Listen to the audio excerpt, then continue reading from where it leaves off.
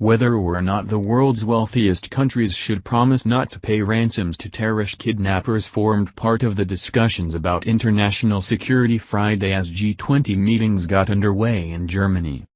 Prime Minister Justin Trudeau pledged more than a year ago to push other world leaders to stop paying kidnappers after Canadians John Risley and Robert Hall were killed by a terrorist group in the Philippines in April and June 2016. A Canadian official, speaking on background, said the current draft of the final document outlining what the leaders agreed to at the G20 in Hamburg currently includes the ransom discussions, at Trudeau's urging. Risley and Hall were kidnapped in September 2015 along with 2 other hostages who were later freed. The Norwegian man who was taken with them was freed after Norway paid a ransom of about $630,000, but Canada refused to pay.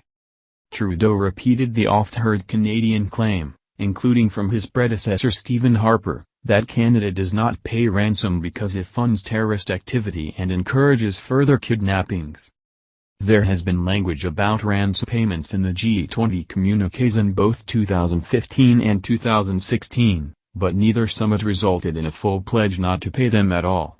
The 2013 G8 summit made such a pledge, but it was not heeded by all signatories. Canada has long had an unofficial policy against paying ransoms but has done so on some occasions, including in 2009 when it paid $1.1 million to an al-Qaeda affiliate in Africa to free diplomats Robert Fowler and Louis Gay. Trudeau also pushed for the language about terrorism to reflect a commitment to diversity and inclusiveness.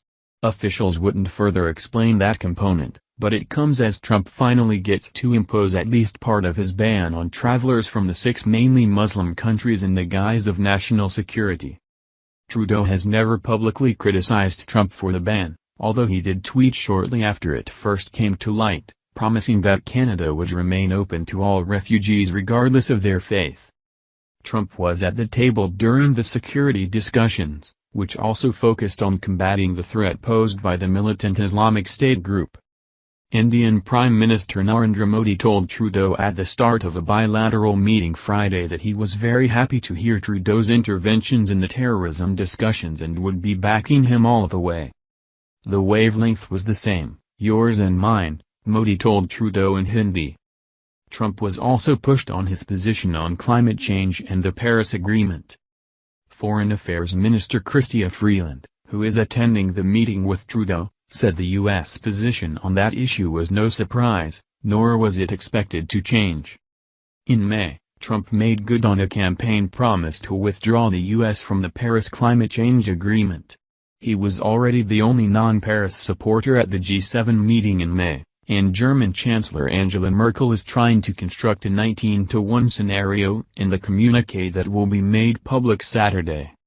As part of her G20 presidency, Merkel produced an energy action plan as an appendix to the communiqué which could end up calling for everything from an end to fossil fuel subsidies around the world to requiring corporations to take climate change impacts and risks into account during financing decisions.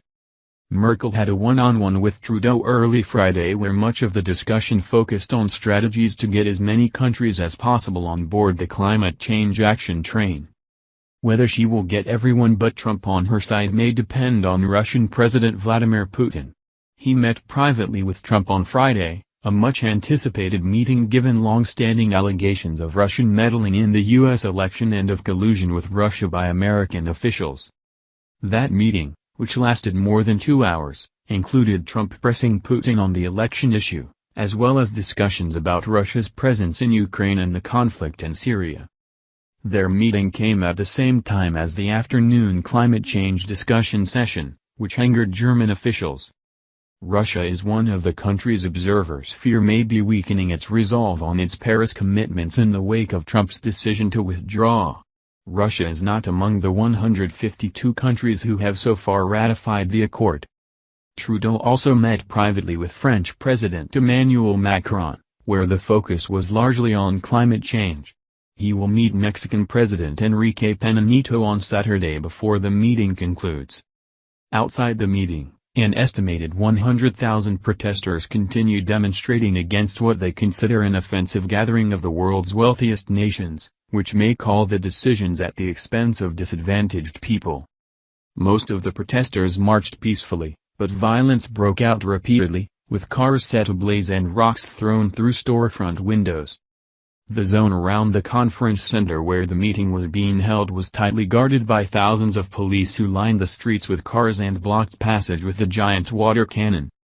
Many Hamburg stores chose to stay closed during the summit, and those in the vicinity of the protests, including an IKEA, boarded up their windows and doors.